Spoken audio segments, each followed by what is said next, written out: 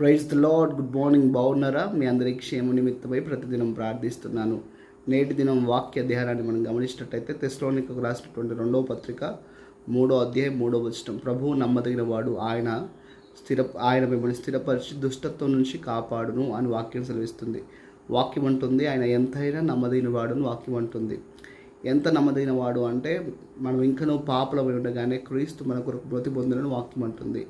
మనం ఉన్నటువంటి స్థితిని చూసి ఆయన అసహించుకోలేదు. మనం ఉన్న స్థితిని చూసి ఆయన మనల్ని చీదరించలేదు. మనం ఉన్న స్థితిని చూసి ఆయన మనం దూరం పెట్టలేదు. కానీ మన కొరకు ప్రాణం పెట్టిన వాడు ఎంత నమ్మదగిన వాడో మనం ఆలోచన చేయాలి. కాబట్టి ఈ రోజు ఉన్నటువంటి లోకము, దాని పరిస్థితులు, లోకంలో ఉన్న మనుషులు చూసినట్టయితే మరి నమ్మకత్వం అనేది చాలా స్పష్టంగా మనకు కనబడుతుంది. కాబట్టి ఉదయకాల సమయం మాటలు వింటుండగా ఆయన నమ్మదగినటువంటి దేవుడు ఎటువంటి పరిస్థితిలోని ఉన్నను ఆయనను సంరక్షించి వాడినటువంటి విషయాన్ని మర్చిపోకూడదు. ఆయన ఎంత నమ్మదగినటువంటి వాడు అంటే తన బిడ్డలు శ్రమలో ఉన్నప్పుడు, ఆపదలో ఉన్నప్పుడు, ఇక్కట్లో ఉన్నప్పుడు వారిని వదిలి వెళ్ళిపోయేవాడు కాదు, కానీ వారిని ఆదరించి వాడే ఉన్నాడు. వాక్యం చాలా స్పష్టంగా సెలవిస్తుంది. ఆయన కొరకు ఆయన పక్షాన నిలబడి సింహాల భూమిలో వెళ్ళినటువంటి దానియేలును ఆయన సురక్షితంగా బయటికి తీసుకుని వచ్చాడు. హల్లెలూయా.